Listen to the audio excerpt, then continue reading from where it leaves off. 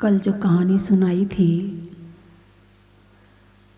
राजा मंत्री सेठ और वैद्य के पुत्र ने मिलकर के जिन मुनिराज के शरीर में कुष्ठ रोग हो गया था वो ठीक कर दिया। मुनिराज स्वस्थ हो गए। ये वो जीव थे जिन्होंने एक समय पशु पर्याय में रह कर के, एक बंदर था, 4 जीव थे ये, और पशु पर्याय में रहकर जिन्होंने आहार देखा था, फिर वे बढ़ते क्रम से राजा, श्रेष्ठ, मंत्री और आदि के पुत्र हुए। और यही जीव आगे चलकर भगवान आदिनाथ, भरत चक्रवर्ती, बाहुबली, राजा श्रेयांश, ये 4 जीव हुए। किसके प्रभाव से? आहार दान देखने के प्रभाव से और सेवा करने के प्रभाव से। मुनिराज की सेवा करिए। कहाँ किस चीज की जरूरत है, इस बात का ज्ञान होना जरूरी है। भगवान है, भगवान को कोई जरूरत नहीं है। न उन्हें पांव दबाने की जरूरत है, दबाने की जरूरत है, न उन्हें दवाई की जरूरत है, न उन्हें आहार की जरूरत है, न उन्हें औषधि की जरूरत है, न तुम्हारे शास्त्र दान की जरूरत है। उन्हें किसी चीज की जरूरत नहीं है। भगवान बन गए वो। उनका अनंत दर्शन, अनंत ज्ञान, अनंत सुख, अनंत शक्ति प्रकट हो चुकी है। लेकिन जो इस शक्तियों को प्रकट करने के मार्ग पर चल रहे हैं, उनकी वैयावृत्ति आवश्यक है। आप भगवान को क्या दे सकते हो, बताइए मुझे। आपने बोली ली, आपने भगवान का अभिषेक किया, शांति धारा की, तो ये पैसे किसके पास गए? भगवान जी के पास। अरे बोलिए ना, डायरेक्ट भगवान जी ने लिए क्या? नहीं लिए। तो फिर आपने बोली किसके लिए ली? जिन धर्म की प्रभावना के लिए।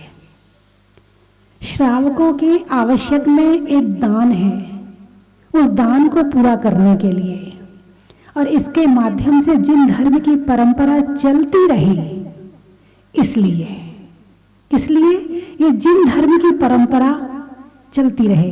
भगवान को पैसे की आवश्यकता नहीं है। दान हम देते हैं अपने लिए। दिख रहा है कि हमने दिया है, लेकिन मिला मुझे है। निशाना कहीं और दिख रहा कि लगा कहीं और रहे निशाना, और निशाना कहीं और लग रहा है। दिया तो हमने यहां पर है, लेकिन मिला मुझे है। मुझे नहीं, मतलब जिसने दिया है उसको। नहीं तो आप सोचो माता जी को मिल गया। ना ना, माता जी को भी कोई मतलब नहीं है। कमेटी है, कमेटी काम करे, वो जैसे कर रही है बढ़िया करे।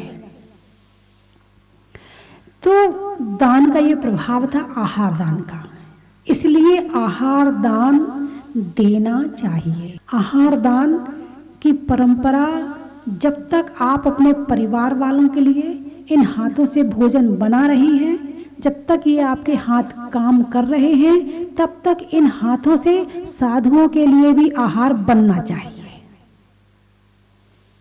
जिन हाथों से आप भोजन बना के अपने परिवार वालों को खिलाती हो, उसको दान नहीं कहा जाता है। बोलिए ना।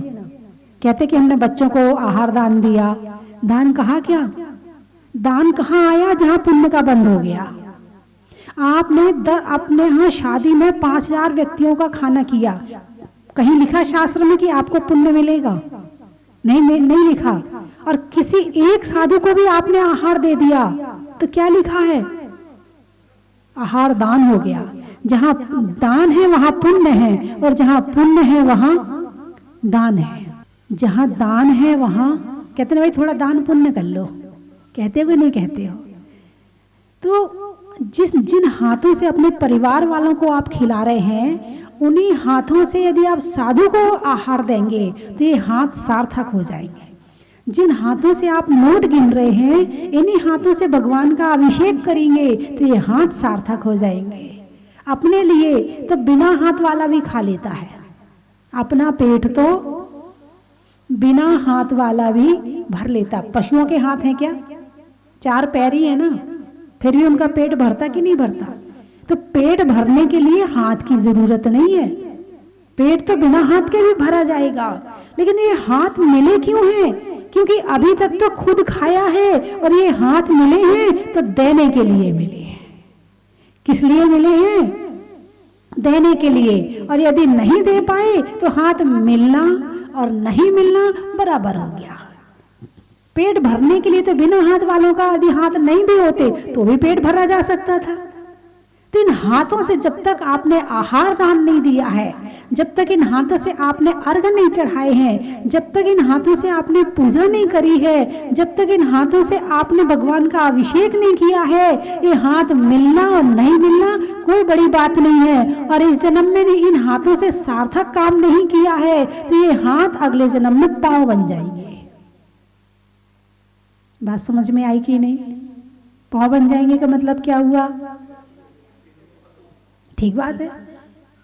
आप बच्चे को 100 रुपए दो और वो उल्टा सीधा काम करके आया तो अब की बार तो दे दिया, अब नहीं दूंगा, कहते कि नहीं कहते? तूने गलत किया है, इन हाथों से सही काम नहीं किया तो अब की बार तो मिल गए हैं, फिर आगे नहीं मिलेंगे, स्वाभाविक है।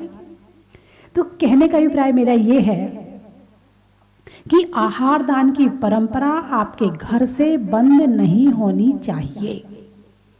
अतिथि सत्कार, श्रावक का एक सबसे बड़ा गुण होता है अतिथि सत्कार, अतिथि समविभाग। श्रावक के 12 व्रतों में एक व्रत आता है अतिथि समविभाग, यानी कि जब तुम अपना भोजन बनाते हो तो अतिथि समविभाग, अपने भोजन बनाया है अब उसमें विभाग करो, कितना अतिथि को देना है, कितना तुम्हें अपने लिए रखना है। और सबसे बड़े अतिथि कौन है? जो बिना अतिथि के आए, साधु।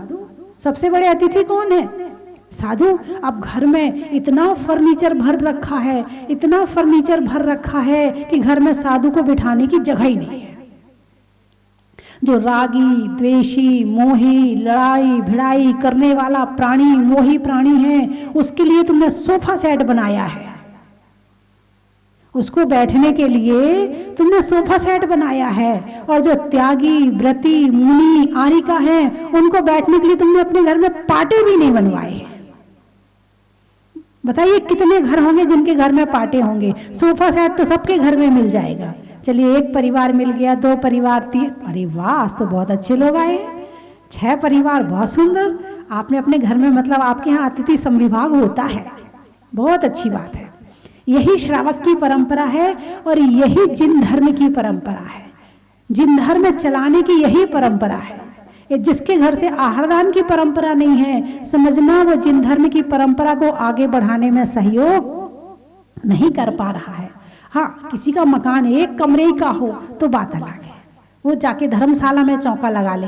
किसी का मकान 4 किलोमीटर दूर हो, नहीं जा सकते, 4 किलोमीटर कैसे जाएंगे? 2 किलोमीटर नहीं जा सकते, 1 किलोमीटर तो फिर भी जा सकते हैं, तो फिर वहां जाकर चौका लगा ले, वो बात अलग है। लेकिन यदि आप अपना मकान मंदिर के पास में है और बना रहे हैं तो बनाते समय इस बात का ध्यान जरूर रखें कि जब साधु आएंगे तो मैं कौन से कमरे में उनको आहार करवाऊंगा, कौन से कमरे में उन्हें जहाँ सूर्य का उजाला भी रहे और वहाँ पर हम बिठा भी सकें और अच्छी तरह से देखने वाले देख भी सकें और हमारे यहाँ आहार भी हो जाए, ऐसा कौन सा कमरा बनवाऊं मैं? बनवाते समय इस बात का ध्यान जो रखता है वो वास्तव में धर्मात्मा है।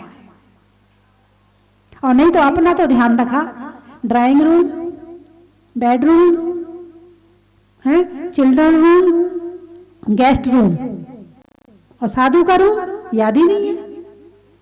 हालांकि आपके यहाँ घर में रहना नहीं है साधु को, लेकिन वो जितनी देर के लिए भी आएंगे उतनी देर के लिए उनके अनुकूल व्यवस्था चाहिए। तो जो घर में रहकर यदि श्रावक हैं, गृहस्थ हैं, तो आहार की परंपरा जरूर चलानी चाहिए। आज भगवान आदिनाथ का मोक्ष कल्याणक है। क्या है आज? भगवान आदिनाथ का मोक्ष कल्याणक है। अब आपसे पूछूं कि मोक्ष कौन कौन जाना चाहता है? अच्छा, स्वर्ग कौन कौन जाना चाहता है? अब तो हाथ उठा दो। हाँ, बच्चों ने तो उठाई दिया, बड़ों ने भी हाँ उठाइए। स्वर्ग में हाथ उठाइए ना, स्वर्ग जाने के लिए। बहुत सुंदर, बहुत बढ़िया, बहुत खुशी हुई आपको। ये बात आपकी गलती नहीं है, आपकी बिल्कुल गलती नहीं है कि आपने मोक्ष के लिए हाथ नहीं उठाया और स्वर्ग के लिए उठा दिया। इसका कारण आप नहीं समझते हैं, इसका कारण मैं समझती हूँ कि आप स्वर्ग क्यों जाना चाहते हैं, आप मोक्ष क्यों नहीं जाना चाहते हैं। स्वर्ग से आप परिचित हैं, वहां क्या है, क्या व्यवस्था है, वहां की व्यवस्था यही जैसी है। और आप जिस चीज से परिचित हैं अनादिकाल से, जिन सुखों से आप अनादिकाल से परिचित हैं, आप उन्हीं की विशेष व्यवस्था स्वर्ग में है। बात समझ में आई कि नहीं आई? जिन सुखों से आप अनादिकाल से परिचित हैं, इंद्रिय सुखों से, बाहर के सुखों से आप परिचित हैं, वो सुख स्वर्ग में विशेष रूप से प्राप्त होते हैं। तो आपको स्वर्ग के सुखों का ज्ञान है। अब मोक्ष में कौन सा सुख होता है ये पता ही नहीं है, आज तक स्वाद ही नहीं लिया उसका, आज तक जानने का प्रयास ही नहीं किया। कुछ पता चले तो भावना बने। स्वर्ग का कुछ पता ही नहीं। एक व्यक्ति था, उससे कहा भाई मोक्ष चलेगा? बोले भाई देखो, मोक्ष में जा तो सकता हूँ, लेकिन इसके लिए क्या करना पड़ेगा? बोले जितना परिवार है ये भी छोड़ना पड़ेगा, फैक्ट्री मकान दुकान है ये भी छोड़ना पड़ेगा, और जितना आपका धन संपत्ति है ये भी छोड़नी पड़ेगी, और फिर उसके बाद में त्याग तपस्या करके फिर मोक्ष मिल जाएगा। नहीं नहीं, ऐसा मोक्ष बताओ जिसमें मेरे बच्चे भी हों, फैक्ट्री भी हो, दुकान भी हो, मकान भी हो, तो मैं चला जाऊंगा, और ना इसके अलावा मैं मोक्ष नहीं जा सकता हूँ। यानी अभी आपने केवल घर गृहस्थी के मोह का सुख ही देखा है। मोह रहित होकर के कौन सा सुख मिलता है, इसका स्वाद अभी चखा नहीं है। इसलिए स्वर्ग जाने की तो कामना करते हैं, मोक्ष जाने की कामना नहीं करते हैं। और आप जिनकी पूजा करते हैं, जिनकी भक्ति करते हैं, जिनकी आराधना करते हैं, उनके पास में मोह रहित सुख है। कौन सा सुख है? मोह रहित। भगवान के पास उनके बच्चे हैं क्या? आदिनाथ भगवान के पास में उनके बच्चे हैं क्या? नहीं है। परिवार है क्या? नहीं है। अच्छा, भरत चक्रवर्ती मोक्ष जा चुके, तो उनके पास में उनके वो 6 खंड का राज्य अभी भी है क्या? नहीं है। उनके पास में कुछ नहीं है। और आप आराधना किसकी कर रहे हो? मोक्ष जाने वालों की। और चाहते क्या हो? यानी जो भगवान ने पाया है उसका स्वाद अभी आपने लिया नहीं है। यदि उसका स्वाद ले लिया होता तो भगवान से कहते, भगवान स्वर्ग नहीं, सीधे मोक्ष भेजना। सम्यक दृष्टि जीव तो कहता है कि ऐसा स्वर्ग नहीं चाहिए जहां मैं आपको भूल जाऊं, ऐसा नरक मंजूर है जहां मैं आपको याद रख सकूं, ऐसा नरक मंजूर है जहां मुझे आप याद आते रहे, जहां सम्यक दर्शन की प्राप्ति हो जाए। तो सम्यक दर्शन कौन प्राप्त करना चाहता है? जो स्वर्ग जाता है? नहीं नहीं नहीं नहीं, जो मोक्ष जाने की भावना रखेगा और फिर आगे का धर्म करेगा उसको सम्यक दर्शन होता है। जो स्वर्ग जाने की कामना करता है उसे सम्यक दर्शन नहीं होता। क्यों? मांग क्या रहा है? जो यहां है ना वही वहां मांग रहा है। आपको क्या चाहिए? सुख चाहिए। क्या चाहिए? बोलिए ना। सुखी तो चाहिए ना। अच्छा ये बताओ, भूख लगती है तो क्या चाहिए? सुख मिलता कि नहीं मिलता? भाई आपको बहुत तेज भूख लगी, बहुत तेज भूख लगी है, और आपको भोजन मिल जाए, सुख मिला? मिला। अच्छा, आपके बहुत तेज सिर में दर्द हो रहा है और दवाई मिल जाए, सुख मिला? मिला। अच्छा, आपका बच्चा आपके स्कूल से वापस आ रहा था, बहुत देर तक लेट हो गया आने में, और फिर उसके बाद आपको मिले, सुख मिला? अरे बोलिए ना। मिला। नए कपड़े पहनने के लिए आपके मन पसंद के मिल गए, सुख मिला? मिला। हाँ, छोटे बच्चे भी कह रहे मिला। देखो मेरी बात बच्चे भी समझते हैं। हाँ, आप घर में भी प्रवचन सुनवाया करो बच्चों को, बस समझते हैं मेरी बात। सुख मिला कि नहीं मिला? अरे बोलिए ना। मैंने एक दिन बताया था कि सांसारिक सुख पाने के लिए पहले दुख जरूरी है, पहले बीमारी जरूरी है। सिर दर्द होगा तो सिर दर्द की दवाई से सुख मिलेगा, सिर दर्द नहीं होगा तो दवाई भी सुख नहीं दे सकती है। अब मेडिकल की दुकान जिनके घर में है, यदि मान लो दवाई से ही सुख मिलता है, तो जिनके घर में मेडिकल की दुकान है, भरी पड़ी है दवाइयां उनके घर में, तो उनको तो पूरा सुख हो जाना चाहिए। अरे बोलिए ना, दवाई से कौन सुखी होता है? जो बीमार होता है। भोजन से कौन सुखी होता है? जो भूख से दुखी होता है, जो भूख से दुखी होता है। कपड़े से कौन सुखी होता है? जो इच्छाओं से दुखी रहता है, मुझे ऐसे नहीं ऐसे कपड़े पहनने, ऐसे नहीं ऐसे कपड़े पहनने। जो इच्छाओं से दुखी है वो उसके प्राप्ति से सुखी है।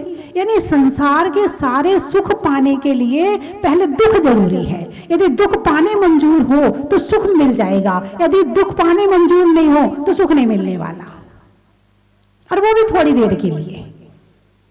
नए कपड़े पहने, कितनी देर के लिए नए हैं? 1 दिन 2 दिन, पर पुराने हो गए। भोजन किया, 4 घंटे बाद फिर खा ली, फिर शुरू हो जाओ खाने के लिए, फिर अगला दुख तैयार है। फिर रात को खा के सोए, फिर सुबह फिर उठ गए, फिर दुखी हो गए, फिर खाने को चाहिए। बस ये छोटे छोटे दुखों को दूर करने में लगे हैं, ठीक है ना। अब स्वर्ग क्यों चाहते हैं? अब यहाँ तो बहुत माथा फोड़ी, हाथा जोड़ी, मारा मारी है इन सुखों की प्राप्ति के लिए। कौन सी गाड़ी ले आऊं, कौन सी कोठी बना लूं, कितना सोना चांदी इकट्ठा कर लूं, कितने अच्छे अच्छे कपड़े इकट्ठे कर लूं, कितना सुंदर सज जाऊं, संवर जाऊं। इसीलिए तो पूरी जिंदगी प्रयास किस लिए करते हो? इसके लिए प्रयास है, अच्छा खा लूं, अच्छा पहन लूं। इन्हीं सुखों की प्राप्ति के लिए तो जिंदगी में मेहनत करते हैं। उसमें भी प्राप्त हो और ना हो ये भी कोई जरूरी नहीं है। अब शरीर में कमजोरी है, अब कहो 2 किलो सोना पहन लो, पहन सकोगे? आजकल के बच्चे तो वैसे ही नहीं पहन पाते हैं, वैसे ही खड्डी के हो रहे हैं डाइटिंग कर करके, हैं? सोने का सुख खत्म, भारी कपड़े पहन लो, नहीं पहन सकते, भारी कपड़ों का सुख खत्म। अच्छा अच्छा खूब खा लो, पेट में पचाने की ताकत नहीं है, खाने का सुख खत्म। यही हो रहा है कि नहीं हो रहा है? खूब मोबाइल चला लो, आंखों पे चश्मा चढ़ गया, आंखों का सुख खत्म। ये इंद्रिय सुख है, ये बाहर के सुख है, ये सुख नहीं है, ये सुख का भ्रम है। यानी सिर दर्द हुआ और फिर गोली खाई तो सुख मिला, ये काय का सुख हुआ? ये सुख कैसा सुख है कि दोबारा फिर दुख में परिवर्तित हो जाए? एक बार दवाई खाई है, अब जिंदगी में कभी सिर दर्द दोबारा नहीं होना चाहिए। ऐसी दवाई मिले तो मान लेंगे कि हाँ वास्तव में वो सुखी करने वाली दवाई है।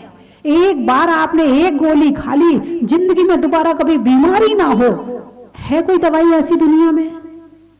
बोलिए ना, है कोई ऐसा भोजन कि एक बार खा लिया दोबारा खाने की जरूरत ना पड़े?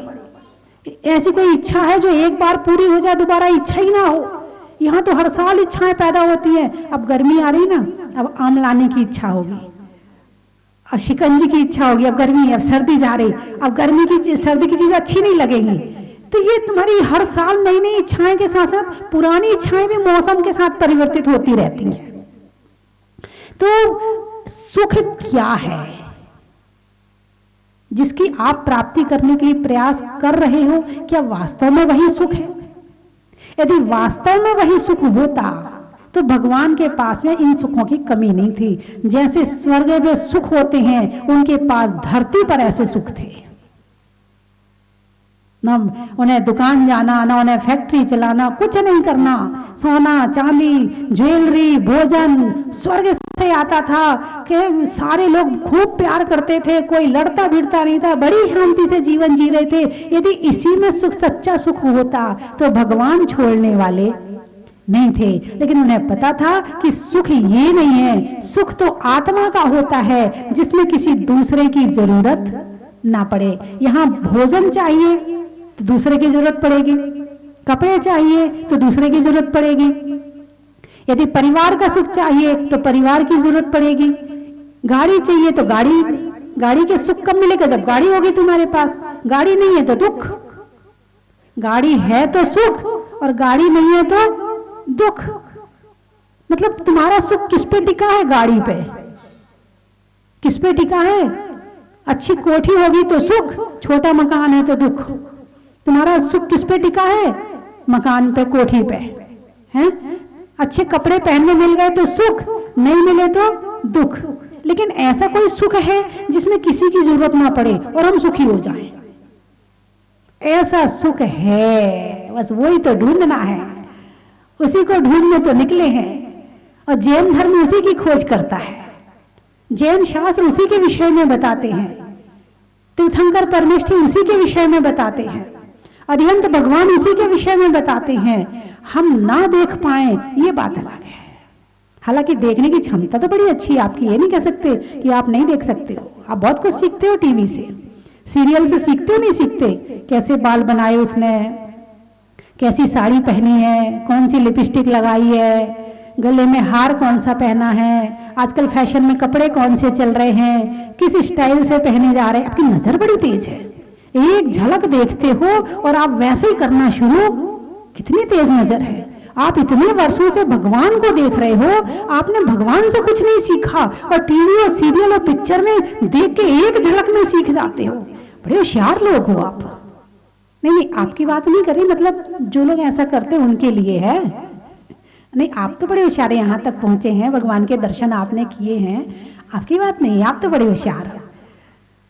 मेरी बात समझ में आई कि नहीं आई?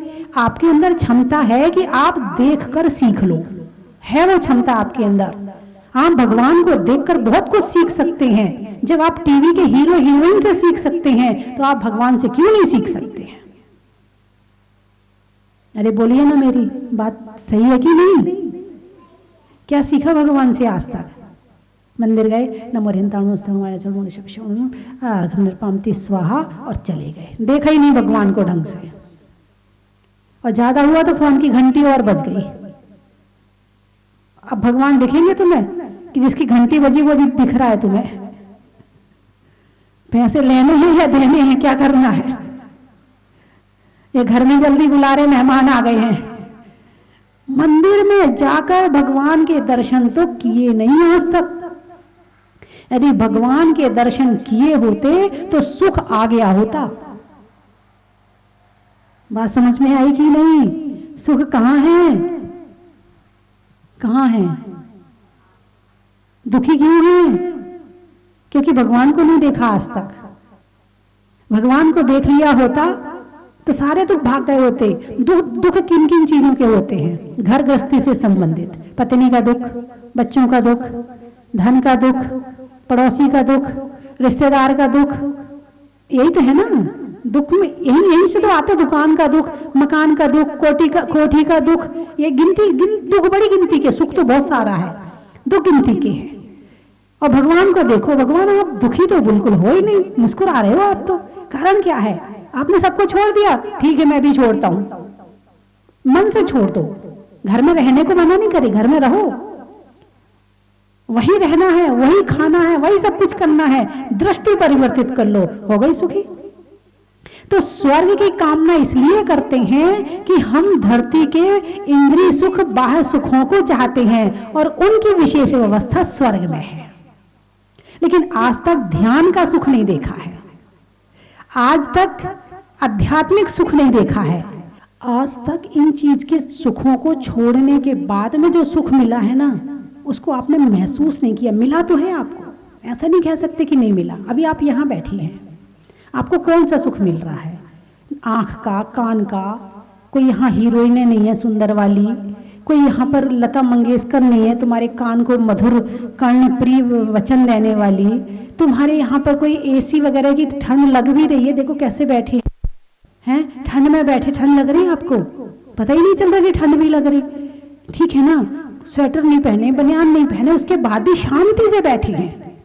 किससे बैठे हैं? शांति से। यहाँ कुछ आपको लड्डू पेड़ा, आपकी इमरती भी नहीं मिल रही खाने के लिए, यहाँ पर आपको शारीरिक कोई सुख नहीं मिल रहा है। यहाँ आपको कुछ, हम कोई सोने चांदी के सिक्के नहीं बांट रहे यहाँ, लेकिन सुख मिल रहा कि नहीं मिल रहा है? अरे बोलिए ना। हाँ जी विकास जी, सुख मिल रहा है? हैं? हाँ जी रमेश जी, सुख मिल रहा है? अभी आपने कुछ छोड़ा नहीं है, केवल आपका उपयोग यहां आ गया है, केवल उपयोग यहां लगा हुआ है। और ये वास्तविक चर्चा चल रही है, यहाँ पर कोई आपके कपड़ों की चर्चा नहीं है, डॉक्टर की चर्चा नहीं है, आपकी बीमारी की चर्चा नहीं है, आपकी वास्तु के हिसाब से मकान बनाने की चर्चा नहीं, कोई चर्चा नहीं है। केवल जो आपकी आत्मा है उसकी चर्चा है, जो वास्तविक सुख है उसकी चर्चा है। सुख मिल रहा कि नहीं मिल रहा है। लेकिन अभी आपको मेरी जरूरत पड़ रही है, लेकिन ऐसा सुख भी है जिसमें मेरी जरूरत भी ना पड़े और आपको सुख मिल जाए। आंख बंद करके बैठो और ध्यान में जो विषय चलेगा, बस वो जो सुख मिलेगा वो ही असली और सच्चा सुख है। और वो भगवान ने प्राप्त किया है। मोक्ष में जाके क्या करते हैं वो आप कल्पना नहीं कर सकते हो। आप यदि ध्यान करते हो तो कल्पना हो सकती है, और यदि आपने ध्यान ना किया हो तो कल्पना भी नहीं हो सकती है जो भगवान का सुख मिलता है। सौधर्मेंद्र का सुख, चक्रवर्ती का सुख, और भी जितना पूरे संसार का सुख एक तराजू पे रखा जाए और एक तराजू पर सिद्ध भगवान का सुख रखा जाए तो सिद्ध भगवान का सुख ज्यादा है, सारे संसार का सुख एक तरफ है। इतना सुख है मोक्ष में। आत्मिको हित है सुखे सो सुखे, आकुलता बिन कहिए, आकुलता शिवे मोक्ष, आकुलता शिवे माहीनता ते, शिव मांगेला क्यों चाहिए। आकुलता जहां है वो दुख है, आकुलता जहां है वो दुख है, और आकुलता से रहित जो सुख है वो सुख है, और वो है मोक्ष में, वो स्वर्ग में भी नहीं है। मेरी बात कुछ तो समझ में आई होगी। बोले माता जी आपने तो हमारी सारी जिंदगी की मेहनत बेकार कर दी। इतनी मेहनत से हमने धन कमाया है, परिवार इकट्ठा किया, सब कुछ चला रहे, इतनी गृहस्थी चला रहे रिश्तेदारी, और आपने तो 1 मिनट में सब साफ कर दिया। अरे मैंने नहीं किया है, ये तो सच्चा सुख की चर्चा सबको साफ अपने आप ही कर देती है। तो आप लोग कम से कम 5 मिनट 10 मिनट बैठकर रोज ध्यान जरूर करें। ध्यान में आप चाहे तो नमोकार मंत्र को ध्यान में ले लें, अरिहंत सिद्ध आचार्य उपाध्याय साधु का ध्यान कर लें, आप चाहें तो ओम पर ध्यान लगा लें, आप चाहें तो 12 भावना की लाइनों को, राजा राणा छत्रपति तो आता है ना, धीरे धीरे पढ़ते हुए एक एक शब्द पे चिंतन करें कि राजा राणा छत्रपति हातिम के असवार मरना सबको एक दिन अपनी अपनी है 12 भावना पढ़ लें। आप चाहें तो विनय पाठ पढ़ लें, आप चाहें तो कोई पूजा ध्यान में ले लें, केवल रवि किरणों की पूजा ध्यान में ले लें। एक एक लाइन को बिल्कुल उपयोग पूर्वक ध्यान से पढ़ना बहुत सरल है। ध्यान करना सबसे सरल है ध्यान करना। बस आंख बंद करके पहले ओंकार 3 बार ओंकार ध्वनि करें, इससे आपका मन एकाग्र हो जाएगा। 3 बार 5 बार आपका जब एकाग्र हो जाए फिर बिल्कुल शांति से बैठ जाएं, फिर अपनी सांस आदि को देख करके धीरे धीरे और फिर चिंतन शुरू करें। फिर देखिए आपको क्या सुख मिलता है, आप लेकर के देखिए, ये सारे संसार के सुख फीके पड़ जाएंगे। शरीर में कान का, रहने में मकान का, और करने में ध्यान का। और ध्यान के पहले ज्ञान का, क्योंकि ज्ञान होगा तो ध्यान होगा, ज्ञान होगा तो ध्यान किसका करोगे। इसलिए बहुत सारे आध्यात्मिक भजन, हूँ स्वतंत्र निश्चल निष्काम ज्ञाता दृष्टा, ये वाला भजन याद कर लो हैं। और वो मैं ज्ञानानंद स्वभावी हूँ, मैं सहजानंद स्वरूपी हूँ, दुनिया में सबसे न्यारा ये आत्मा हमारा, ऐसे 5-7 भजन याद कर लो और बैठ जाओ। और एक एक लाइन को ऐसे ऐसे आप टॉफी चूसते हो ना, टॉफी कैसे खाते लोग, आइसक्रीम कैसे खाते, मुंह में डालने के बाद स्वाद लेते हैं, ऐसे इन भजनों में से एक एक लाइन में से, आधी आधी लाइन में से पहले उसका स्वाद लें, फिर तो अगली लाइन बोले, फिर उसका स्वाद लें, फिर अगली लाइन बोले। देखिए कैसा ध्यान लगता है। मैं आपको बहुत गहराई में नहीं भेज रही हूं, आप यहां से शुरू करें ध्यान करना। तो जो ध्यान करेगा वो जानता है कि मोक्ष क्या होता है। फिर वो स्वर्ग नहीं चाहेगा, क्या चाहेगा, भगवान ये स्वर्ग वर्ग नहीं चाहिए, मुझे तो आकुलता रहित सुख चाहिए, जिसमें दुख को हटाने वाला सुख ना हो, सुख ही हो और कुछ ना हो। मेरी बात आपकी समझ में आ गई? चलिए तो फिर बंद करूं, अब तो समझ में आई गई है। अब समझ में आने के बाद तो फिर बात खत्म हो जाती है ना, नहीं होती है खत्म। ऐसे ऐसा करना, आप कल फिर सुन लेना, आपके घर आ जाऊंगी सुनाने के लिए। सुनते हो आप? अच्छा, तभी आप यहाँ बड़ी रुचि से बैठ के सुन रहे हैं, बहुत अच्छा। देने में दान का, मंदिर में भगवान का, और करने में आध्यात्मिक ज्ञान का, हिंदी में मात्रा का, स्कूल में छात्रा का, आज आपकी जहाजपुर की यात्रा का, आत्मा में एक का, मनुष्य में नेक का, करने में भगवान के अभिषेक का। अहमदाबाद, खेत में खाद का, नहीं होने में विवाद का, और आने वालों में अहमदाबाद का। देवों में असुर का, रिश्तों में ससुर का, और आने वालों में जयपुर का। कहाँ कहाँ से आए हैं? छाणी, बोलने में मीठी वाणी का, मंदिर में जिनवाणी का, और आने वालों में छाणी का। आचार्य शांति सागर जी की छाणी का। अच्छा, उसी ब्लॉक में ठहरे हैं, बहुत बढ़िया, बहुत सुंदर। आपको बड़ी खुशी हुई होगी। अच्छा अच्छा अच्छा अच्छा, ठीक है। और कहाँ से आए हैं? नोएडा। नोएडा, भोजन में बड़ा का, गर्मी में घड़ा का, और आने वालों में नोएडा का। पानी में मगर का, चलने में डगर का, आने वालों में विजयनगर का। अमरावती, सुधरने में मती का, और सतियों में सीता सती का, और आने वालों में अमरावती का। छोड़ने में फिकर का, बातों में जिक्र का, और आने वालों में सीकर का। ट्रेन में टीटी का, घर में बेटी का, और आने वालों में मेड़ता सिटी का।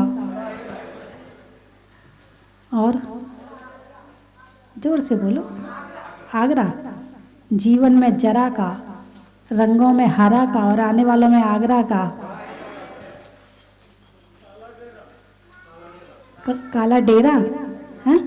अच्छा, होने में सवेरा का, होने में सवेरा का, और बर्तनों में सकेरा का, और आने वालों में काला डेरा का। दानौली, ग्वालियर, रानौली। अच्छा, बांधने में मौली का, बांधने में मौली का, और बच्चों के लिए कोली का, और आने वालों में रानौली का। बड़ा ही महत्व है। आम की बौर का, नेता में दौर का, और आने वालों में इंदौर का। बड़ा ही महत्व है। नहीं होने में विवाद का, गुरुओं के आशीर्वाद का, और आने वालों में शिकोहाबाद का। बड़ा ही महत्व है। मतलब ये बच्चा कितने साल का है और बात पूरी समझ रहा है मेरी, मैं क्या बोल रही इसको पूरे उसके चेहरे से पता चल रहा है, ये पूरी बात समझ रहा है। आजकल के बच्चे वैसे बहुत होशियार आ रहे हैं, यदि इन्हें सही दिशा मिल जाए तो ये गलत मार्ग पर नहीं जाएंगे। यदि उनके माता पिता इन्हें सही दिशा दे दें तो ये बहुत अच्छे मार्ग पर जाएंगे। बहुत होशियार पीढ़ी आ रही है आजकल की, पहले वाली पीढ़ी तो बहुत नहीं, आपकी बात नहीं कर रही। बोले 24 भगवान की जय।